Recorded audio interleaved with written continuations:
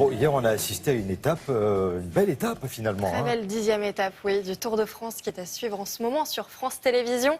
Un Australien a remporté cette 10e étape. Il s'agit de Michael Matthews.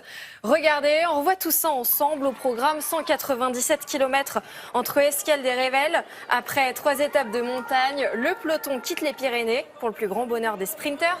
Et justement, admirez la victoire finale qui s'est jouée au sprint.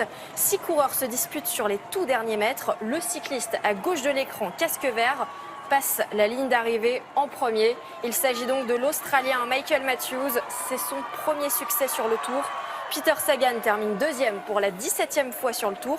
Petit lot de consolation, le Slovaque retrouve le maillot vert. Boissenhagen termine troisième. Pas très loin, on retrouve le Français Samuel Dumoulin en 5e place. Tony Galopin 10e. Aucun changement au classement général. Chris Froome reste en tête avec 16 secondes d'avance. Et une petite image sympa sur cette 10e étape hier.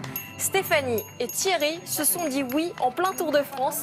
Le mariage a été célébré à l'arrivée de l'étape. Alors pour la petite histoire, ce couple qui est ensemble depuis 8 ans avait prévu de s'unir l'année prochaine. Mais Stéphanie a participé à un jeu concours lancé par l'un des sponsors du Tour de France et c'est elle qui l'a remporté. Résultat, le couple n'a eu besoin de s'occuper de rien sauf prévenir leurs proches. Et même le maire a fait le déplacement jusqu'à la ligne d'arrivée. Le couple est ensuite reparti tranquillement dans l'une des caravanes du Tour de France. Magnifique. C'est sympa, Thierry. En tandem en plus. Quel bonheur. De la voile à présent. Oui, avec un Tour de France, mais sur l'eau cette fois. Ça a commencé le 8 juillet, départ de Dunkerque, arrivé à Nice. Après 4 jours de course, c'est bien 4e victoire pour le même équipage, celui des Morbihanais. Regardez, des conditions de navigation idéales à Dieppe, en Normandie, et un équipage toujours plus fort. Quentin Delapierre et les marins du golfe du Morbihan ont gagné toutes leurs courses, c'est-à-dire les 6 manches de qualification et la super finale. Et oui, parce qu'il y avait 6 manches de qualification dans la même journée avec plusieurs groupes.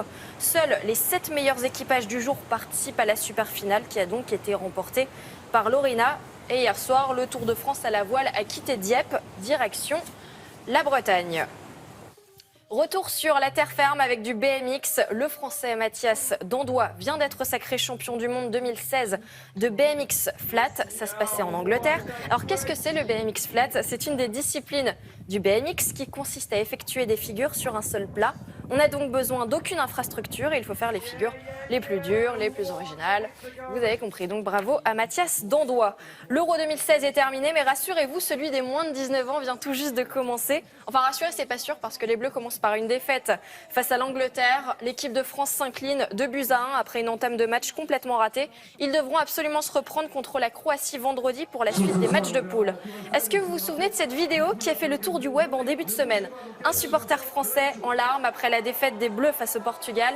Il est consolé par ce jeune garçon d'origine portugaise. Ça a ému tous les internautes et on vient d'apprendre que ce supporter français est invité à visiter le Portugal. C'est un cadeau fait par l'agence du tourisme au Portugal qui lance d'ailleurs un appel pour retrouver le garçon. Oui, c'est mieux s'ils veulent qu'il vienne.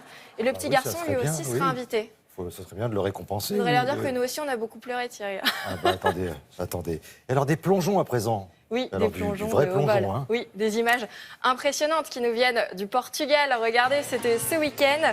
C'est le Red Bull Cliff Diving aux Açores. Les 23 meilleurs plongeurs mondiaux étaient présents sur cet archipel volcanique. Gary Hunt décroche la victoire sur cette 5e édition à São Miguel. Le Britannique a remporté l'étape pour la 2e année consécutive.